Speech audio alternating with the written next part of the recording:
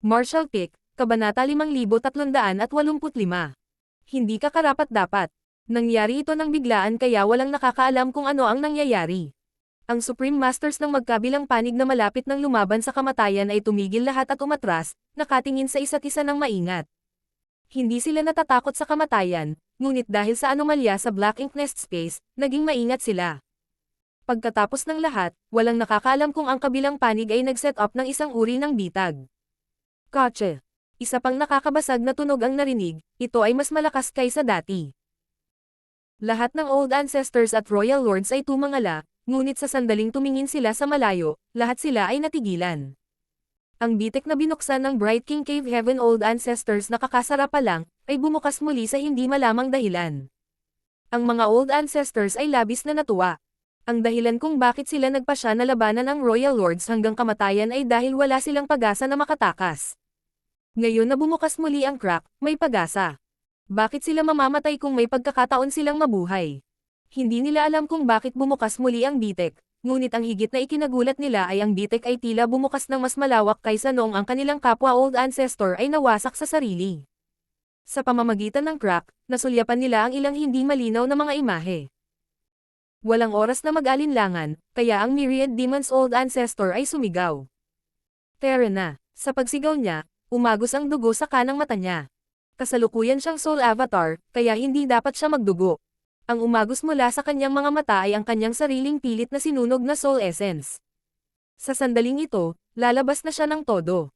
Biglang napuno ng kadiliman ang espasyo at binalot ang ilang Royal Lords na hamarang.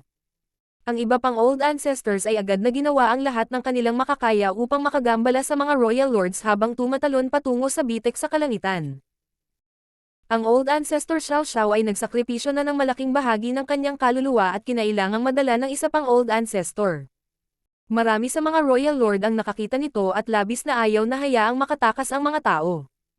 Ginawa nila ang kanilang nagngangalit na spiritual energy sa isang walang hanggan na pagsalakay upang putulin ang ruta ng pagtakas ng Old Ancestors. Kung wala ang proteksyon ng Soul Warmang Lotus, ang 9th Grade Heaven Opening Realm Masters, Soul Avatars ay nanghina at ang ilan sa kanila ay maaaring hindi makatakas sa ganitong bilis. Napagtanto ito, ang isa sa mga Old Ancestor ay lumingon sa Royal Lord sa halip na tumungo sa crack at isang marahas at mabangis na kapangyarihan ang sumabog mula sa kanyang kaluluwa. Nagpasya siyang manatili at sumunod sa landas ng Bright King Cave Heaven Old Ancestor. Sa pamamagitan ng pagpapasabog ng kanyang kaluluwa sa mga mukha ng Royal Lords, makakabili siya ng sandali ng oras na magagamit ng iba para makatakas. Tulad ng ginawa niya, isang mas makapangyarihang kaluluwa ang sumugod na patungo sa mga Royal Lord na iyon. Sa kalagitnaan, nagliyab ang Soul Avatar niya, na nagmistulang nagngangalit na bola ng apoy. Ang Great Battle Pass ay may dalawang Old Ancestors, kayang-kaya nitong mawala ang isa. Umalis ka dito. Lahat kayo. Ang nagmamadaling lumabas ay isang Old Ancestor mula sa Great Battle Cave Heaven. Sinusunog na niya ngayon ang kanyang kaluluwa gamit ang ilang uri ng Sacrificial Secret Technique. Wala na siyang babalikan ngayon. Habang siya ay umuungal, siya ay tinamaan ng tuloy-tuloy na daloy ng spiritual energy na mga pagsabog mula sa Royal Lords, na nagbubutas sa kanyang Soul Avatar. Gayunpaman, ang Great Battle Heaven Old Ancestor na ito ay hindi nagpatinag kahit kaunti. Sa isang kisap mata, siya ay sumugod na sa lugar kung saan nagtipon ang mga Royal Lords at ang kanyang Soul Avatar ay sumilay ng isang mabangis na ngiti habang siya ay umuungal. Burn. Sa sandaling siya ay umungal, isang nakasisilaw na liwanag ang bumungad mula sa kanyang Soul Avatar, at ang kanyang nasusunog na Soul Avatar ay biglang naging isang dagat ng apoy na lumamon sa Royal Lords. Ang unang ilang Royal Lords na nahuli ng Soul Fire na ito ay napaungol sa matinding paghihirap, habang ang iba ay sinubukang umiwas sa pagkataranta. Gayunpaman, huli na sila. Ang kanilang spiritual energy ay parang panggatong para sa apoy na ito ng kaluluwa, at habang sinusubukan nilang patayin ito, mas matindi ang apoy na nagniningas. Ang apoy ay walang diskriminasyon at mabilis na umabot sa 20 nakaligtas na Old Ancestors na tumatakas patungo sa crack. Nang makita na ang apoy ng kaluluwa ay malapit nang makarating sa kanila, si Old Ancestor Xiao Xiao, na ang Soul Avatar ay halos ay malabo, ay pinilit ang anumang kapangyarihan na naiwan niya sa Soul Warmang Lotus at bumuo ng isang manipis na hadlang, na sumasakop sa maraming Old Ancestors. Sa susunod na sandali, ang lahat ay nagmadaling lumabas sa lamat at nawala. Ang Black Ink Nest Space ay naiwan sa kabuluhan. Sinakop ng dagat ng apoy ang buong Black Ink Nest Space, na nilamon ang lahat ng apoy. Ang Royal Lords ay hindi nang ahas na manatili pa at sumugod patungo sa bitek, hila-hila ang kanilang mga nasugatang kasamahan kasama nila. Sa loob ng isang hininga, ang Black Ink Nest Space na ito ay nagmula sa isang matinding larangan ng digmaan, sa biglang pagkawala ng sinuman, na nag-iiwan lamang ng nagngangalit na apoy. Ang mga apoy na ito ay produkto ng isang 9th grade master na nagsasakripisyo ng kanyang kaluluwa. Walang sinasabi kung gaano katagal bago mapatay. Binalot ng kadiliman ang hindi kilalang lugar, habang ang mga marahas na tunog na sumisitsit ay naililipat sa kawalan, na may halong walang katapusang sakit. Tumawa ang matandang sikang habang casual na nagkomento. Ang mga inapo ng henerasyong ito ay napakatapang. Hindi katakataka na sila ang nakalusot. Mo, malapit na ang iyong wakas. Isang tinig na puno ng puot ang umalangaw-ngaw mula sa kadiliman. Ang iyong mga tao ay magiging alipin magpakailanman. Bahagyang sumangot si Kang. Hindi ka karapat-dapat. Ibinaling niya ang kanyang ulo, at tumingin sa kailaliman ng kawalan. Matapos ang hindi mabilang na taon ng paghihintay, dumating na rin ang araw. Great Evolution Royal City, sa harap ng gumuhong high-grade Black Ink Nest. Sina Yang Kai at si Yang Shan ay parehong nakasuot ng solemne na ekspresyon. Bagamat ilang dosenang buntong hininga lang ang pinasok ni Old Ancestor Xiao Xiao sa Black Ink Nest, pakiramdam nilang dalawa ay lumipas na ang mga taon. Hindi na nila maramdaman ang Old Ancestor's soul, na ang ibig sabihin ay selyado na ang Black Ink Nest Space. Nangangahulugan din iyon na handa na ang Black Ink Clan. Hindi nila alam kung ano ang mangyayari sa Old Ancestor sa loob. Bagamat nag-aalala sila, wala silang magawang tulong sa puntong ito. Naghintay lang sila. Akala nila ay magtatagal ito, ngunit sinong mag-aakala na ilang dosina lang ang paghinga mamaya, muli nilang naramdaman ang kaluluwa ng Old Ancestor Xiao Xiao. Mabilis silang tumingin at mabilis ding idinilat ng Old Ancestor ang kanyang mga mata. Kapansin-pansing nagbago ang mga mukha ni Yang Kai at si Yang Shan. Ang Old Ancestor ay nasugatan, lubhang-malubhang nasugatan. Ang kanyang mukha ay kasing puti ng papel at siya ay napangiwi ng masakit habang ang aura ng kanyang kaluluwa ay pabago-bago.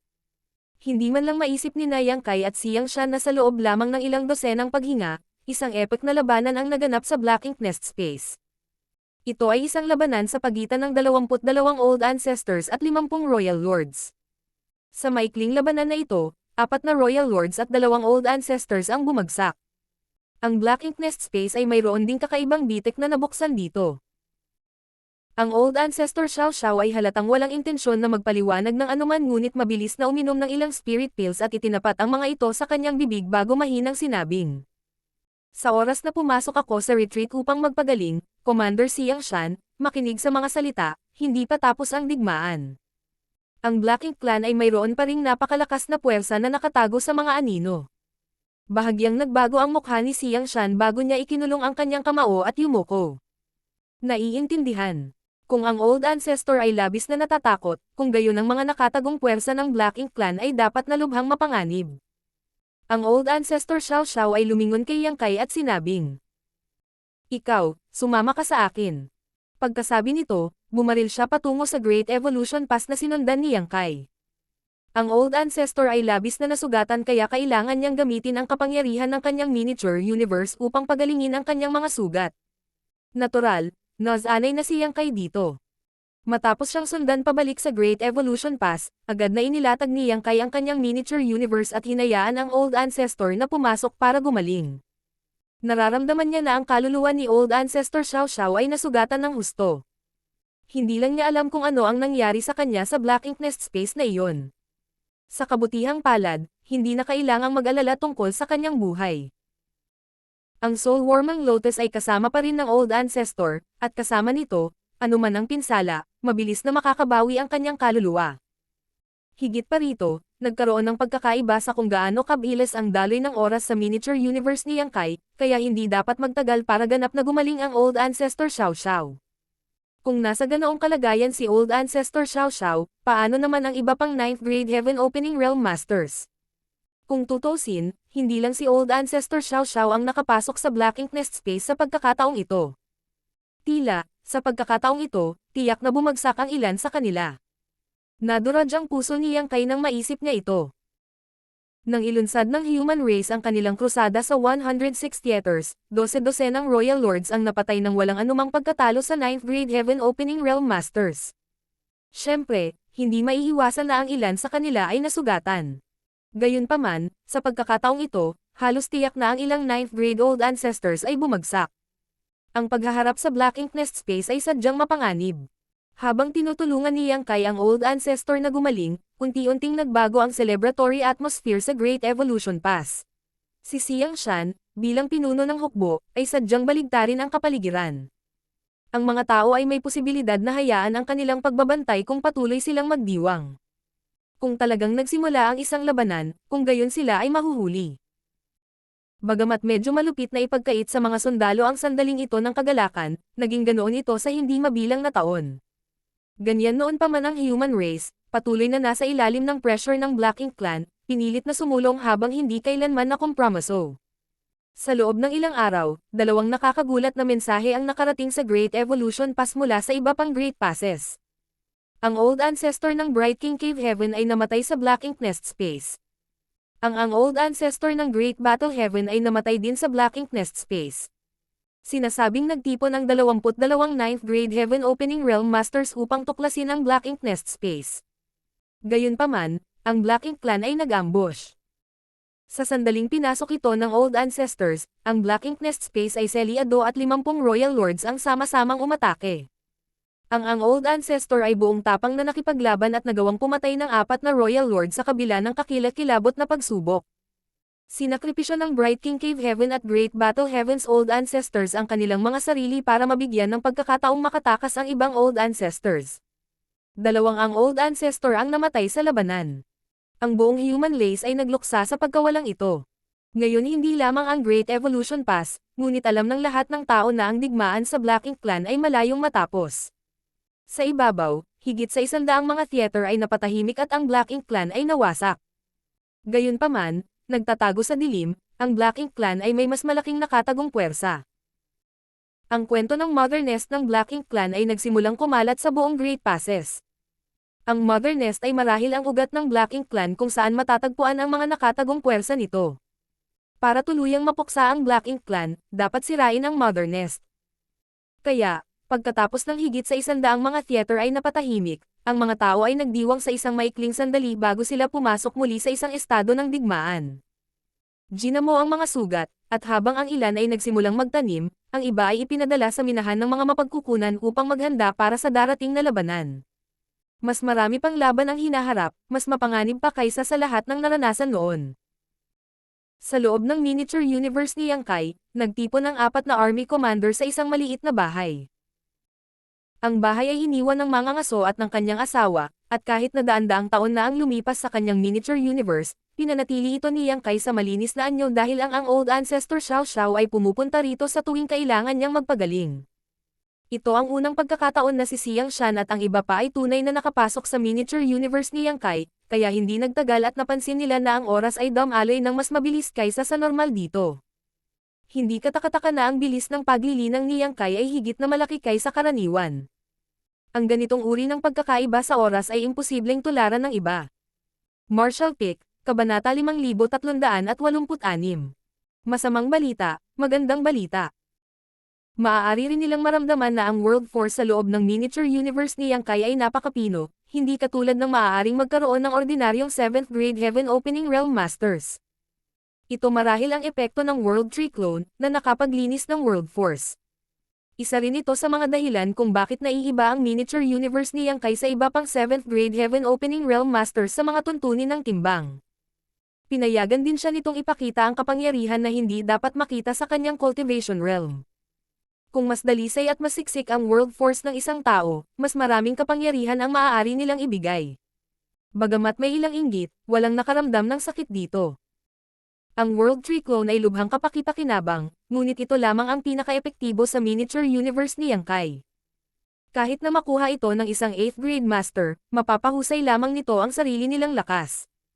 Hindi tulad ni Yang Kai, na ang miniature universe ay may oras na dumadaloy sa ibang bilis kumpara sa labas ng mundo, at maaaring palakasin ang bisa ng World Tree Clone sa mga limitasyon nito. Bagamat ang 8th grade at 9th grade masters ang pangunahing puwersa ng human race ngayon, ang 7th grade Heaven Opening Realm Masters gaya niyang kay ang pag-asa para sa kinabukasan ng human race.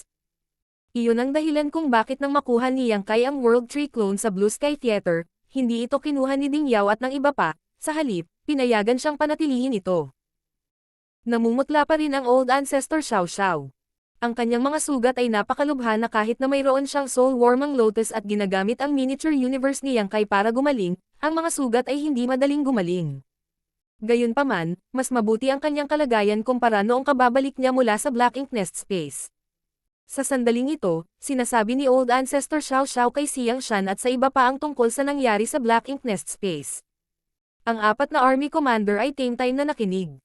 Bagamat marami ng impormasyon ang dumating mula sa ibang Great Passes, ito ay hindi gaanong detalyado kaysa sa sinasabi sa kanila ng Old Ancestor Xiao Xiao. Nagtulungan ang 22 Old Ancestors para imbestigahan ang Black Ink Nest Space, ngunit tinambangan sila ng 50 Royal Lords sa pagpasok nila. Ang sumunod na labanan ay napakatindi na kahit na ang mga Old Ancestors o ang Royal Lords ay hindi makapagpigil ng anuman.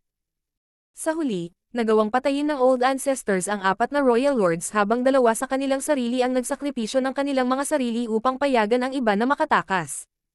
Sa ilang dosenang paghinga lang, 6 na nangungunang masters mula sa 2 karera ang nasawi. Nang sadyang hindi wasakin ng human race ang 22 high-grade Black Ink Nest na iyon, malamang na nahulaan ng Black Ink Clan ang aming intensyon na pumasok sa Black Ink Nest Space para maghanap ng impormasyon.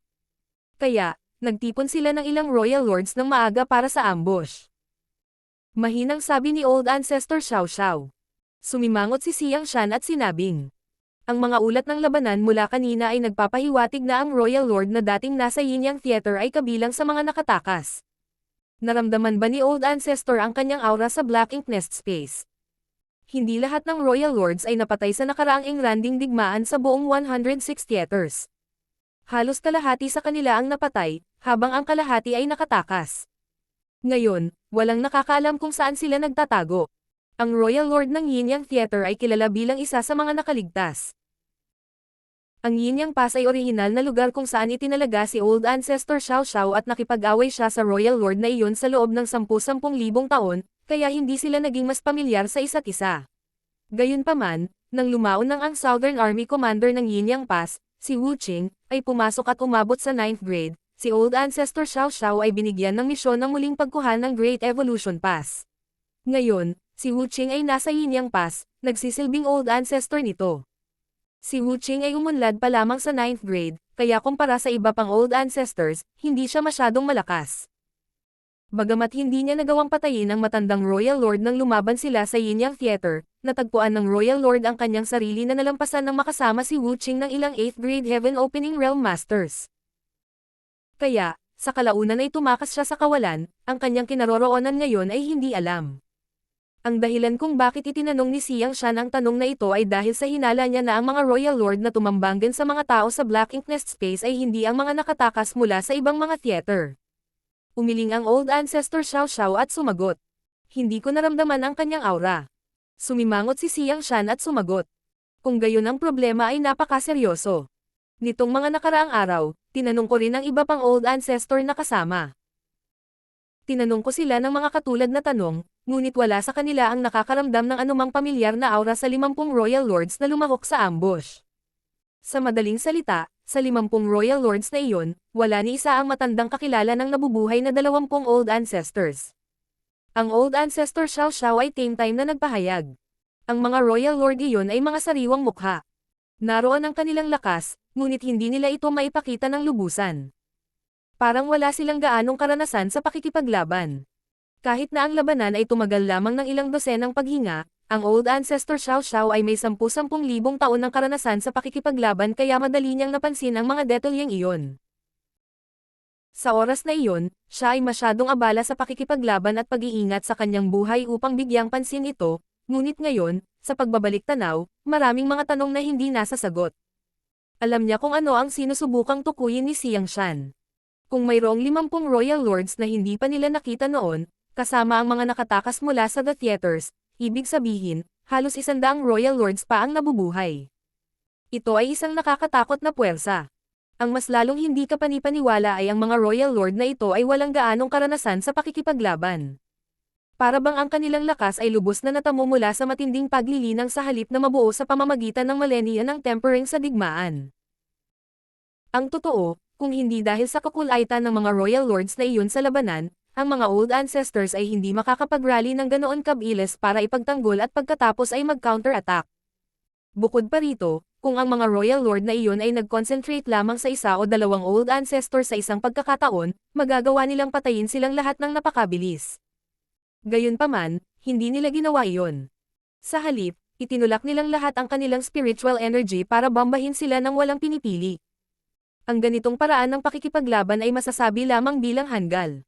At pinaghihinalaan ko na, ang Black Ink Clan ay may mas maraming puwersang nakatago kaysa sa nakita natin. Napakunot ang noo ng old ancestor Xiao Xiao sa pag-aalala. Mahinang sinabi ni Liu Jiping. Marami pa sila.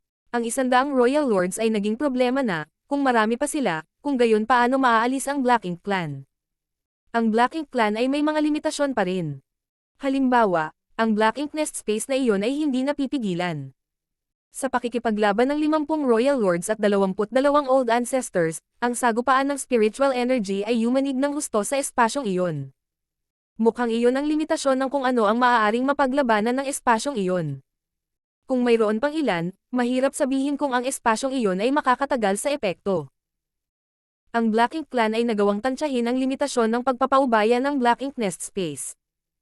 Gayunpaman, nang winasak ng Bright King Cave Heaven Old Ancestor ang kanyang soul, nagawa niyang lumampas sa limitasyong iyon at napunit ang isang bitek sa Black Ink Nest Space. Hindi dapat inaasahan ng Black Ink Clan na ang isang human race master ay maaaring maging mapagpasyahan. Naunawaan ni Mi Jinglun at sinabing, kaya, ang Black Ink Clan ay maaaring hindi lamang magkaroon ng 50 nakatagong royal lords, nag-deploy lang sila ng 50 dahil iyon ang limitasyon na kayang hawakan ng battlefield. Tinamaan ni Ouyang Lai ang kanyang mga labi at sinabing, masama iyon. Pero may magandang balita. Biglang naging kakaiba ang ekspresyon ng old ancestor Xiao Xiao at tila may iniisip siya bago siya bumulong. Maaaring hindi lang tayo ang lumalaban sa digmaang ito. Ano ang ibig sabihin ng old ancestor? Nagtataka na tanong ni Liu Jiping. Sumagot ang old ancestor Xiao Xiao. Sa katunayan, sa pagtatapos ng labanan, ang proteksyon ng Soul Wormang Lotus ay nasira, at kami ay nasa bingit na ng kamatayan. Kami ay naghahanda upang pumunta lahat sa isang huling labanan sa kamatayan kasama ang mga royal lords. Gayunpaman, sa kritikal na yugtong iyon, muling bumukas ang selyadong Black Ink Nest Space. Napabuntong hininga si Mi Jinglun. Napakalakas ng kapangyarihang inilabas ng dalawang lahi kaya lumampas ito sa limitasyon na kayang tiisin ng Black Ink Nest Space. Umiling ang old ancestor Xiao Xiao at nagpaliwanag. Nabuksan ang puwang mula sa labas. Natigilan ang lahat ng marinig iyon. Isang nakanganga na butas ang bumukas mula sa labas at iniligtas ang buhay ng 20 old ancestor sa isang kritikal na sandali. Sino ang nagbukas nito? Paano ito nabuksan? Walang nakakaalam. Gayunpaman, ito rin ang dahilan kung bakit sinabi ni Old Ancestor Xiao Xiao na maaaring hindi nag-iisa ang kanilang kasalukuyang army sa digmaang ito. Bumukas ang lamat na iyon sa isang napapanahong sandali.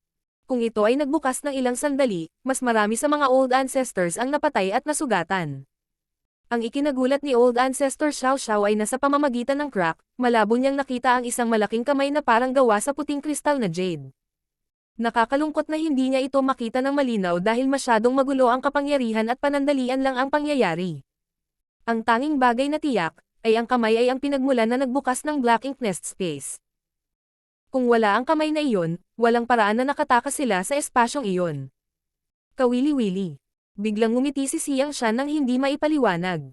Bukod sa iba pang mga hukbo mula sa ibang mga theater, mayroon talagang isa pang partido na lumalaban sa Black Ink Clan. Bumaba ang mga mata ni Mi Jinglun at nag-isip ng malakas. Ito ba ang ibang partido na pag-alit o palakaibigan? Tumingin sa kanya si Ouyang Lai na para bang siya ay isang tanga at sinabing may paghamak. Kung ang kapangyarihang iyon ay tumulong sa mga old ancestors na makaahon sa gulo, hindi ba malinaw kung ito ay pag-alit o palakaibigan? Umiling si Mi Jinglun na may bahagyang ngiti at sinabing, sino ang nakakaalam? Kung ganoon ka-alotot, bakit hindi nila tayo kinontak noon? Bakit kailangan nilang maghintay hanggang sa huling sandali bago ihayag ang kanilang sarili? May pumipigil ba sa kanila sa pagpapakita ng kanilang kapangyarihan, o sinadya ba ang lahat? Tinaas ni Ouyang Lai ang kanyang kilay at sinabing, Hindi mo ba ito masyadong iniisip? Mukhang naiinis siya kay Big Head Me, na palaging ginagawang mas komplikado ang mga isyo kaysa sa kanila. Hindi ba mas mabuting panatilihing simple ang mga bagay? Same time na umiling si Mi Jinglun at sinabing, hindi naman sa gusto kong mag-overthink ng mga bagay-bagay, hindi ko lang maiwasang mag-alala. Ayon sa sinabi ng Old Ancestor, isang nag-iisang partido ang nakapagbukas ng Black Ink Nest Space mula sa labas, ibig sabihin ang taong ito o partido ay dapat na mas makapangyarihan kaysa sa lahat ng pinagsamang Old Ancestors. Napatulala si Ouyang Lai. Ang Old Ancestors ay 9th grade masters, ang pinakamalakas na mandirigma na umiiral. Sino ang mas makapangyarihan kaysa sa kanila? Kung ang hindi kilalang partido na ito ay palakaibigan sa human race, kung gayon ito ay isang pagpapala. Gayunpaman, kung ito ay pagalit, kung gayon ito ay magiging mas mahirap harapin kumpara sa Black Ink Clan. At least, kilala na ng humans ang Black Ink Clan ngayon. Wala silang alam sa hidden party na ito. Madaling umiwas ng sibat sa liwanag, ngunit mahirap iwasan ang palaso sa dilim. Tumingin si Siang Shan kay Old Ancestor Xiao Xiao at magalang na nagtanong. Old Ancestor, ang 9th grade ba talaga ang limitasyon ng cultivation? Posible bang mas may mataas pa? Nang itanong niya ang tanong na ito, maging si Yang Kai, na hanggang ngayon ay walang kinalaman, ay sabik na nakinig. Walang iba maliban sa Old Ancestors, na nakaabot sa 9th grade, ang may anumang insight sa kung may mas mataas na kaharian kaysa sa 9th grade Heaven Opening Realm. Sinabi na walang pick sa martial daw, ngunit wala ba talagang limitasyon? Gayunpaman, ayon sa kasalukuyang sitwasyon sa panig ng tao, ang 9th grade ay tila ang rurok ng martial daw. Natahimik sandali ang Old Ancestor Xiao Xiao bago sumagot. Ang paglilinang ng Heaven Opening Realm ay pangunahing nauugnay sa miniature universe ng isang tao. Habang tumataas ang laki ng miniature universe, tumataas ang grado nila. Ang first grade ang pinakamababa habang ang 9th grade ay ang limitasyon. Sinusuri namin kung may mas mataas pa sa 9th grade. Hindi ko alam ang tungkol sa iba, ngunit sa personal, sa aking antas ng paglilinang, ang dami ng aking miniature universe ay umabot na sa limitasyon nito at wala ng paraan upang mapabuti pa. Sa madaling salita, ang 9th grade Heaven Opening Realm ay ang limitasyon ni Old Ancestor Xiao Xiao. Hindi niya masabi kung iyon ang parehong sitwasyon para sa iba pang 9th grade Heaven Opening Realm Masters. Sa lahat ng mga taon na ito, walang sino man ang lumampas sa 9th grade. Walang sino man ang nakakita ng anumang kapangyarihan sa kabila ng 9th grade. Idinagdag pa ng Old Ancestor Xiao Xiao. Bukod dito, tungkol sa partidong iyon na tumulong sa amin na makatakas, hindi namin alam kung gaano sila kalakas o kung anong kaharian sila. Masyadong magulo ang sitwasyon at walang paraan upang makita ito ng tumpak. Kahit na ang kabilang partido ay mas malakas kaysa sa amin, marahil ay hindi nila nalampasan ang 9th grade. Pagkatapos ng isang buhay na paglilinang, ang konsepto ng 9th grade na ang rurok ay malalim na nakaugat sa kanilang pag-iisip. Kapag may nagmungkahi ng posibilidad ng mas mataas na kaharian kaysa sa 9th grade sa mundong ito, mahirap para sa Old Ancestor Xiao Xiao na paniwalaan ito. Pagkatapos ng lahat, ginawa niya ang paghatol na ito batay sa libu-libong taon ng kanyang sariling karanasan. Martial Pick, Kabanata 5387. Isang mas dakilang krusada. Kahit sa ang realm ang narating ng kabilang partido, o kung sila ay kaibigan o kalaban, hindi bababasa, sa mga tuntunin ng pakikitungo sa Black Ink Clan, ang kanilang paninindigan ay pareho ng sa atin. Patuloy ni Old Ancestor Xiao Xiao. Higit pa rito, ang ibang partido ay dapat na nasa ilalim ng ilang uri ng paghihigpit. Kung hindi, walang saysay kung bakit hindi nila nakipag-ugnayan sa human race pagkatapos ng lahat ng mga taon na ito. Naghihinala pa nga ako, na sila ay isang sinaunang puwersa o isang labi ng isang puwersa mula sa malayong panahon. Bago ito, walang nakaisip na may isa pang puwersa sa mundo na tumayo laban sa Black Ink Clan. Bago pumunta sa Great Evolution Pass, binantayan ni Old Ancestor Xiao Xiao ang Yin Yang Pass sa loob ng 10,000 taon, ngunit kahit na siya ay hindi pa nakarinig ng kahit ano tungkol sa ibang puwersa noon. Wala rin ang iba pang Old Ancestor. Kung ang kabilang partido ay hindi nagkusa na tulungan sila sa pagkakataong ito, hindi pa rin nila alam ang kanilang pag-iral. Mayroon lamang isang posibilidad ngayon, na ang kapangyarihan ay isang labi mula sa isang napakalayo na panahon. Napakatagal na kahit ang mga Old Ancestor ay hindi pa ito narinig. Bahagyang tumango si Mi Jinglun at sinabing, dahil ang kabilang partido ay may katulad na paninindigan ng sa atin, maaari tayong makipagkampi sa kanila. Ang tanong, nasaan sila, At sino ang gumawa ng hakbang na iyon? Pinaikit ni Old Ancestor Xiao Xiao ang kanyang mga mata at sinabing, kung hindi ako nagkakamali, ang kanilang lokasyon ay dapat kung saan naroon ang Black Ink Clan Mother Nest. Ang lahat ng mga balintataw ng army commanders ay nagkontrata, ngunit pagkatapos ng ilang sandali ng pagmumuni-muni, naunawaan nila kung bakit ginawa ng Old Ancestor ang ganoong paghatol. Ang Black Ink Nest space na pinasok ni Old Ancestor Xiao Xiao at ng iba pang Old Ancestors sa oras na ito ay dapat na ang paglikha ng Black Ink Clan Mother Nest. Dahil nagawang buksan ng hindi kilalang master ang espasyo mula sa labas, nangangahulugan ito na hindi sila masyadong malayo sa Mother Nest. Dapat ay direktang inatake nila ang Mother Nest. Kung hindi, imposibleng maisakatuparan ito. Sa madaling salita, kung natagpuan nila ang Mother Nest, dapat nilang mahanap ang taong nasa likod ng misteryosong pag-ataking iyon. Ngunit nasaan ang Mother Nest? Bagamat maaari silang makahanap ng ilang mga pahiwatig sa high-grade Black Ink Nest, sino ang maglalakas loob na pumasok muli sa lugar na iyon kung isasaalang-alang kung ano ang nangyari? Dapat naroon pa rin ang pananambang ng Black Ink Clan, kaya ang pagbabalik ay pagpapakamatay. Gayunpaman, ang mga tao ay may ilang mga hinala kung nasaan ang Mother Nest. Mula noong sinaunang panahon, ang mga nasa Great Passes ay hindi kailanman nasakop ang isang royal city, hindi pa banggitin ang kawalan sa kabila ng royal cities. Hindi pa tapos ang digmaan, at magpapatuloy ang krusada. Sa ngayon, hayaan ang mga sundalo sa Inner Sanctum na magpagaling pa. May pakiramdam ako na ang susunod na labanan ay maaaring mas mapanganib. Sa wakas ay nagutos ang Old Ancestor Xiao Xiao. Malungkot na nakinig si Xiang Shan at ang iba pa. Bilang isang 9th grade Heaven Opening Realm Master, nagkaroon siya ng matinding persepsyon para sa panganib, kahit na panganib na hindi pa nakikita. Hindi sana sinabi ng Old Ancestor Xiao Xiao ang mga salitang iyon nang walang dahilan. Hindi nagtagal, umalis na si Xiang Shan at ang iba pa upang ang Old Ancestor Xiao Xiao ay patuloy na gumaling. Ang mga theater sa lahat ng dako ay napatahimik at ang Black Ink Clan ay natalo. Gayunpaman, ang mga kawal ng tao ay nagtamasa lamang ng ilang araw ng kapayapaan at katahimikan bago sila muling pumasok sa isang estado ng matinding paghahanda sa digmaan. Naging abala ang mga alchemist at artifact refiner sa bawat Great Pass. Ang impormasyon ay ipinasa pabalik-balik sa pagitan ng Great Passes. Ang terminong krusada ay ginamit ng nangungunang brass ng human race noong inilunsad ang mga pag-atake laban sa royal cities sa the theaters. Gayunpaman, ngayon ang human race's army ay naghahanda para sa isang mas engranding krusada. Isang krusada sa Black Ink Clan Mother Nest. Hindi rin maiwasan ni Yang Kai na makaramdam ng pagkaapurahan. Sa mga nakaraang laban, ginampanan niya ang isang kailangang-kailangan na papel sa larangan ng digmaan. Nagawa niyang pumatay ng isang makapangyarihang territory lord tulad ni Chekong at nasira pa ang maraming mid-grade Black Ink Nests. Siya rin ang pumatay sa isang 9th grade Black Ink disciple sa isang suntok. Gayunpaman, ang lahat ng mga tagumpay na iyon ay may maraming mga hindi sinasadyang elemento. Sa huli, isa pa rin siyang 7th grade Heaven Opening Realm Master. Nang sabihin ni Old Ancestor Xiao Xiao na ang hinaharap na labanan ay magiging mas mapanganib kaysa dati, paano niya mapoprotektahan ang kanyang sarili at ang iba pang nakapaligid sa kanya maliban kung siya ay nasa 8th grade Heaven Opening Realm? Ngunit ang 8th grade kudlit. Tinansya ni Yang Kai na kahit na sa kanyang kasalukuyang rate ng cultivation, kakailanganin niya ng hindi bababa sa 1,000 taon upang maabot ang 8th grade Heaven Opening Realm Master.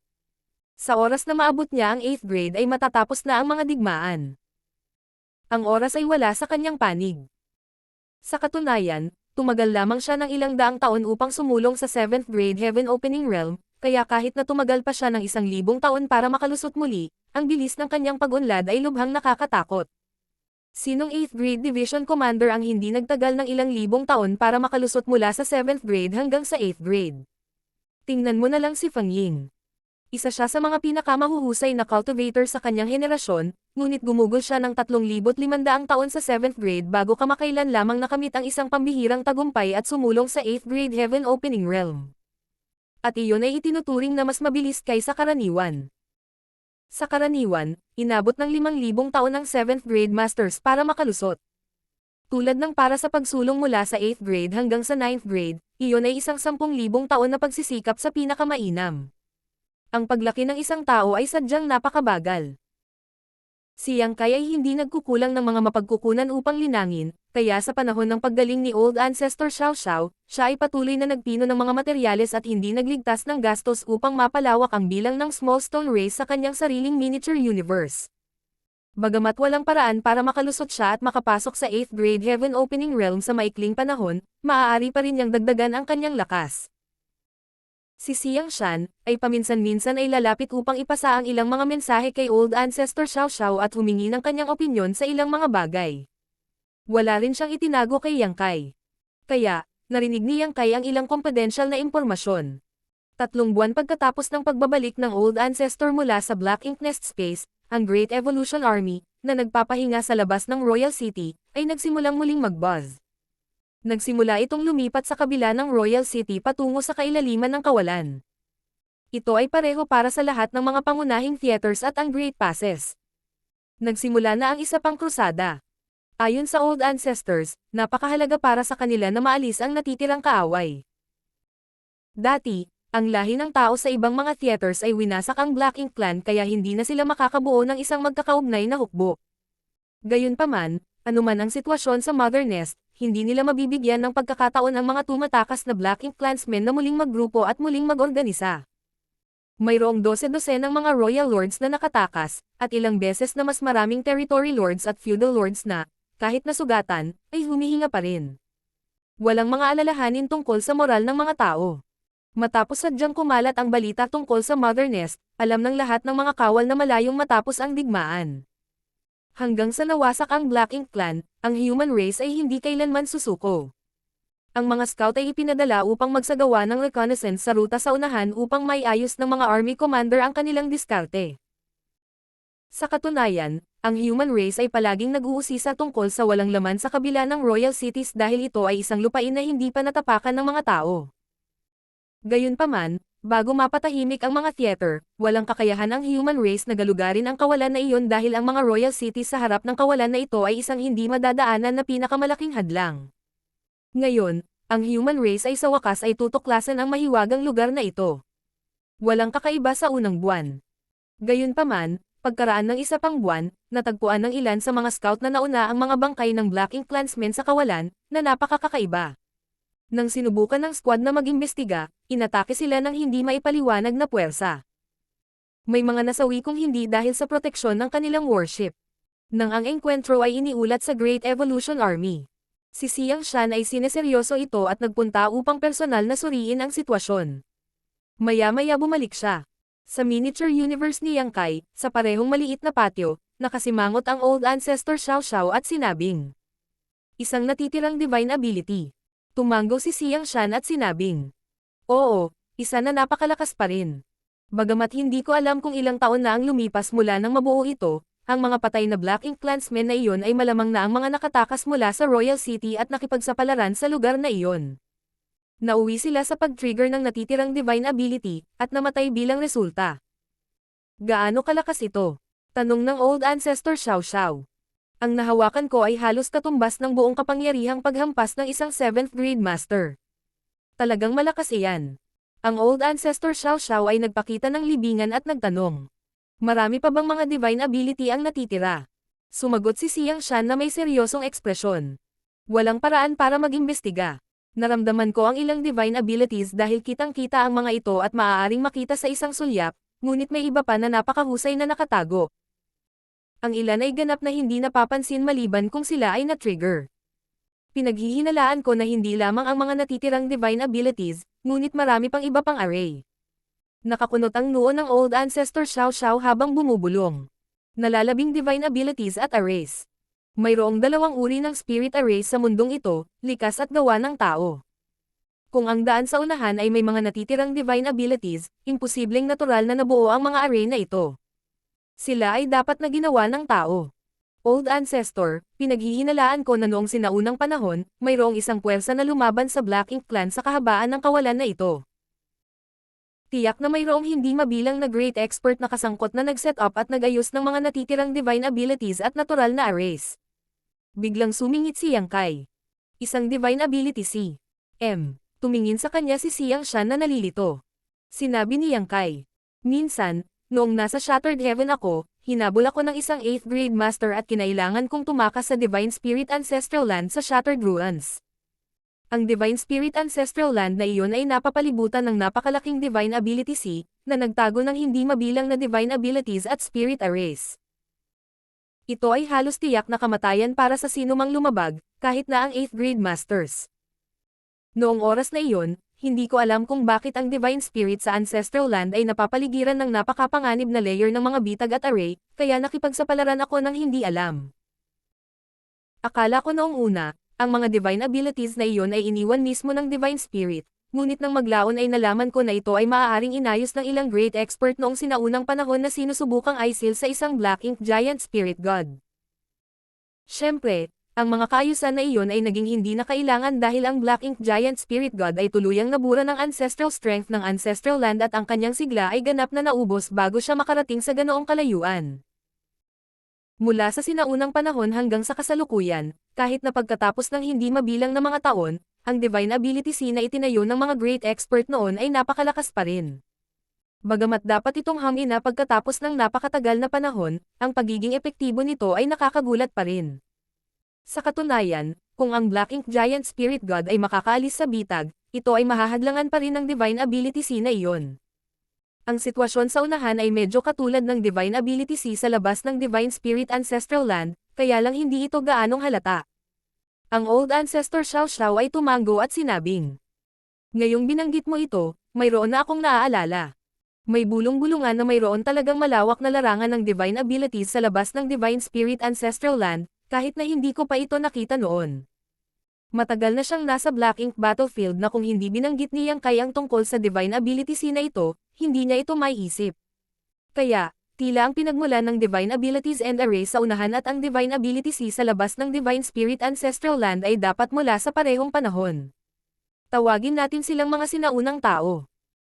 Maaaring nagkaroon sila ng isang mahusay na labanan laban sa Black Ink Clan dito, kaya maraming natitirang Divine Abilities, pati na rin ang maraming mga paghihigpit at arrays."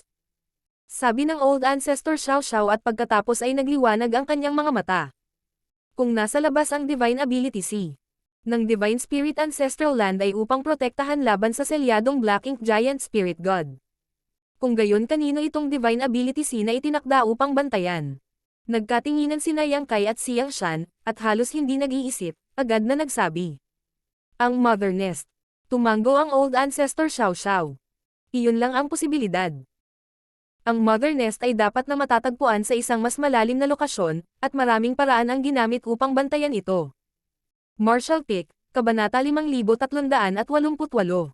Giant Spirit God on a Rampage. Ngunit mula sa pananaw ng mga susunod na henerasyon, nangangahulugan iyon na ang mga ancients ay nabigo ng ang Black Ink Clan ay nagtagumpay na lumabas mula sa Mother Nest at nagtayo ng sunod-sunod na Royal City, inani ang mga kalapit na mapagkukunan, napisa ang kanilang mga Black Ink Nests, pinalaki mas maraming sundalo, at pinalawak ang laki ng Black Ink Battlefield. Ang mga mata ng Old Ancestor Xiao Xiao ay kumislap habang siya ay nag-isip tungkol sa mahalagang pangyayari noong sinaunang panahon. Upang labanan ang Black Ink Clan, dapat na binuo ng mga ancients ang Great Passes.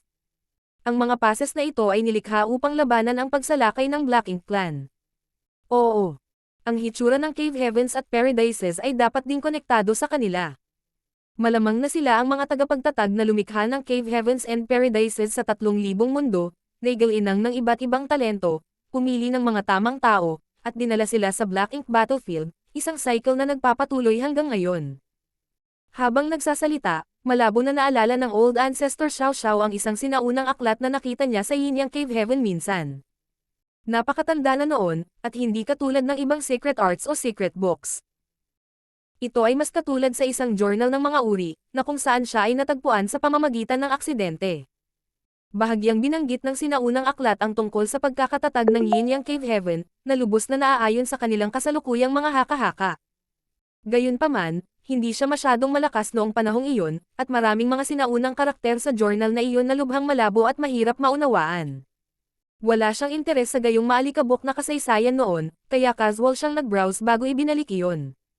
Sarili niyang mga haka-haka lamang ang mga ito at walang nakakaalam kung ano ang nangyari noong sinaunang panahon maliban kung makakahanap sila ng taong nakaligtas mula sa panahong iyon. Gayunpaman, Ang panahong iyon ay hindi bababa sa 1,000,000 taon na ang nakalilipas, at wala sa mga nabubuhay na Old Ancestor ang halos ganoon katanda. Matapos maisip ang kanyang mga iniisip, sinabi ng Old Ancestor Xiao Xiao. Dapat ay nasa labas lang tayo ng Divine Ability Sea na ito ngayon. Kung kahit na ang panlabas na gilid ay napakadelikado, isipin lamang kung ano ito sa loob. Ipasa ang pagkakasunod-sunod, panatilihin ang pinakamataas na antas ng pagkaalerto habang tayo ay sumusulong. Hindi tayo maaaring magulo dito bago natin mahanap ang Mother Nest. Oo, paano ang iba pang Great Passes? Sunod-sunod na tanong ni Old Ancestor Xiao Xiao. Sumagot si Xiang Shan. Halos lahat ng iba pang theater ay nahaharap sa parehong sitwasyon tulad ng sa amin. Ang laki nito. Humikip ang mag-aaral ng Old Ancestor Xiao Xiao. Ang Black Ink Battlefield ay napakalaki, na kumukuha ng higit sa 100 Great Passes upang maabot ito mula sa isang gilid patungo sa isa pa. Ngayon, ang lahat ng Great Passes ay nagpapatuloy ng mas malalim sa kawalan, hinahanap ang Mother Nest, ngunit ang Divine Ability Sea ay naghahayag ng lahat ng kanilang landas pasulong. Nangangahulugan ito na napuno ng Ancient Great Expert ang buong rehiyon ng Black Ink Battlefield na may Divine Abilities at Spirit Arrays. Ang gayong gawa ay talagang kahanga-hanga. Sa pamamagitan ng mga pamana ng Cave Heavens at Paradises, tiyak na magagawa nila ang isang katulad na bagay, ngunit ang paggastos ng oras at mga mapagkukunan ay tiyak na lampas sa astronomical. Magpatuloy ng maingat at magulat kaagad kung mayroong anumang mga abnormalidad. Oo. Tinanggap ni Xiang Shan ang kanyang mga utos at magalang na nagretiro. Pagkaalis niya, bumulong si Old Ancestor Xiao Xiao. Ang Ancients. Sumimangot si Yang Kai at nag-isip.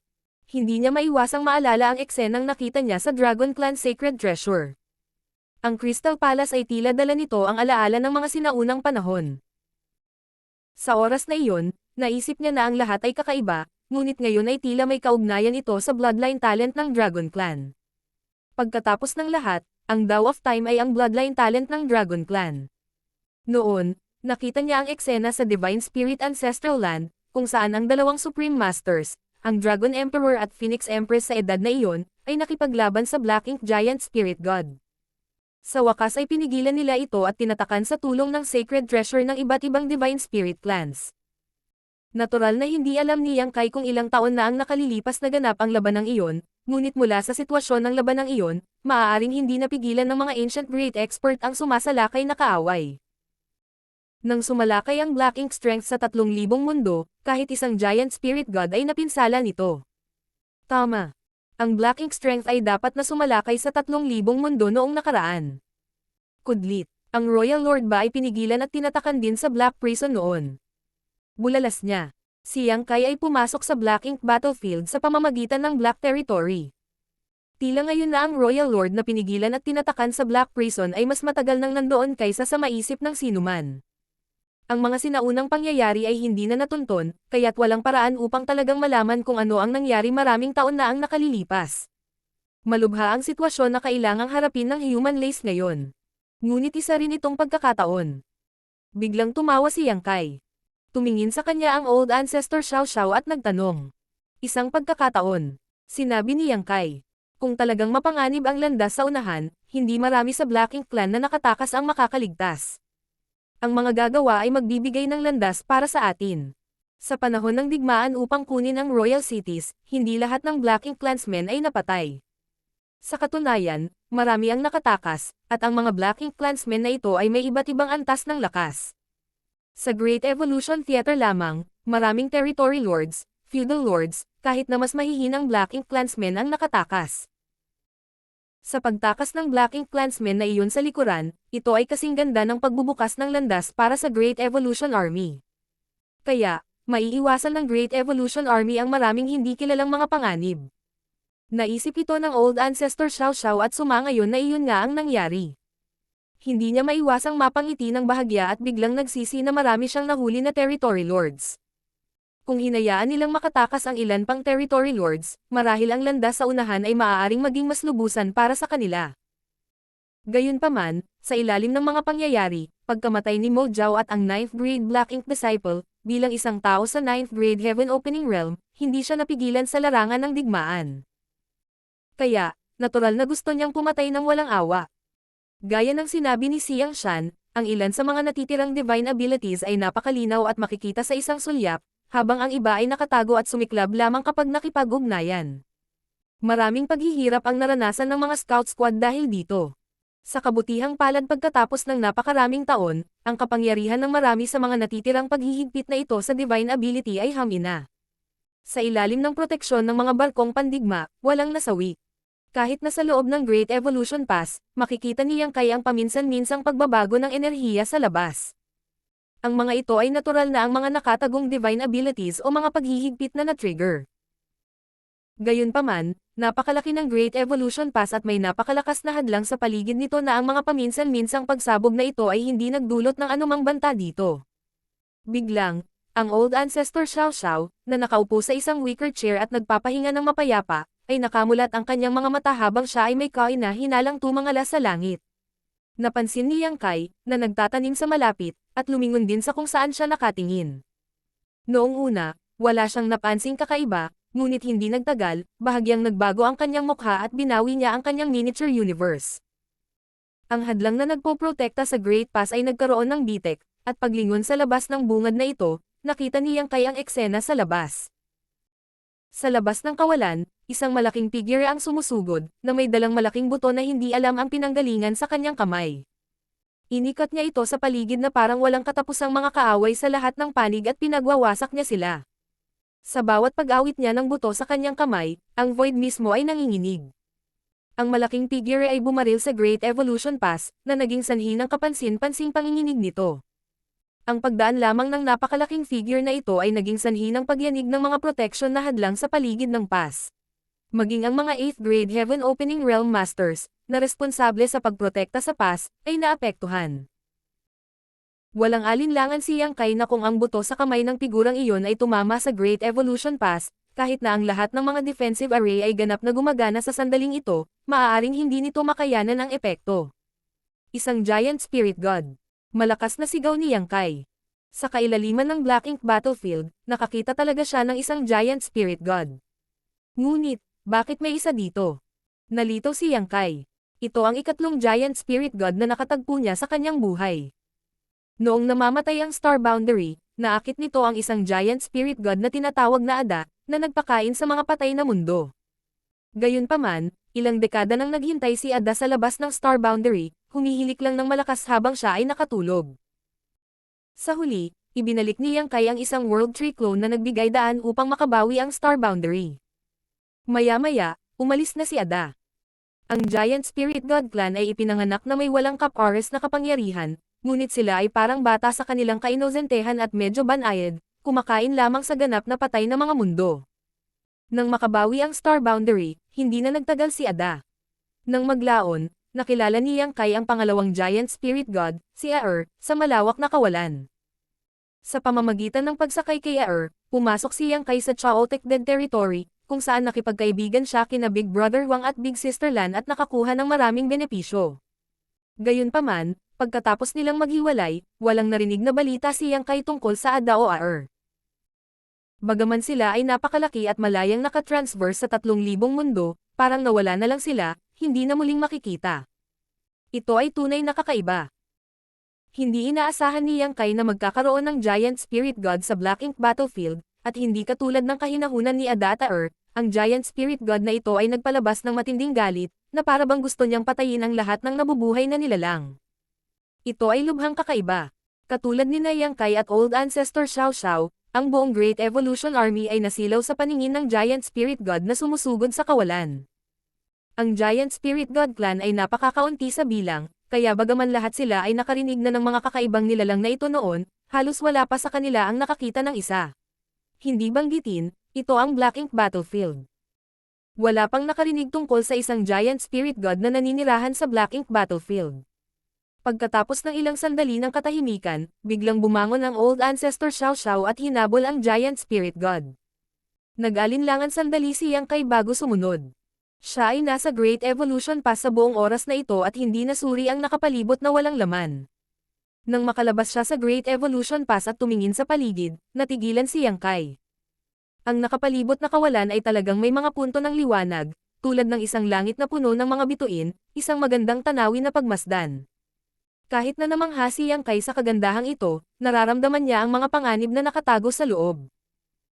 Ang mga tuldok ng liwanag ay pawang mga banal na kakayahang natitira mula sa sinaunang panahon. Ang buong kawalan ay napuno ng magulong at siksik na enerhiya, at ang mga enerhiyang ito ang nagpalusog sa mga divine abilities at array na ito sa hindi mabilang na taon, na nagpapahintulot sa kanila na magpatuloy hanggang sa araw na ito. Gayunpaman, ang mga divine abilities na ito ay lubhang hindi matatag at sisabog sa kaunting pagpindot. Habang sumusulong ang Great Evolution Pass, hindi may iwasang naantig nito ang marami sa mga bagay na ito. Ang lahat ng mga pagsabog ng enerhiya ay hinarang din ng mga kalasag ng Great Evolution Pass, kaya hindi naapektuhan ang mga sundalo sa loob. Nang hindi na nagpatalo pa, sinundan niyang kay ang Old Ancestor. Bagamat bihasa siya sa Tao of Space, hindi pa rin niya kayang makipagsabayan sa Old Ancestor Xiao Xiao na nasa 9th grade. Kaya, ay patuloy na bumabagsak sa likod niya. Pero hindi nagtagal, naramdaman niya ang aura ng Old Ancestor na mabilis na lumalapit sa kanya. Sa isang kisap mata, ang Old Ancestor ay lumitaw sa kanyang harapan, mukhang galit na parang may malaking panganib sa kanyang likuran. Hindi pa rin maintindihan ni Yang Kai kung bakit biglang bumalik ang Old Ancestor ngunit hindi niya ito binigyan ng oras para pag-isipan iyon dahil hinawakan niya ang kamay nito at sumigaw. Tumakbo. Pagkatapos niyang sabihin iyon, kinaladkad niya si Yang Kai. Sa isang kisap mata, daan-daang libong kilometro na ang layo nila. Sa daan, hindi nila sinasadyang nahawakan ang isang nakatagong paghihigpit na naputol ng kanyang kamao. Nang harapin ng Old Ancestor ang paghihigpit na ito, natauhan si Yang Kai at tumalikod upang lumingon.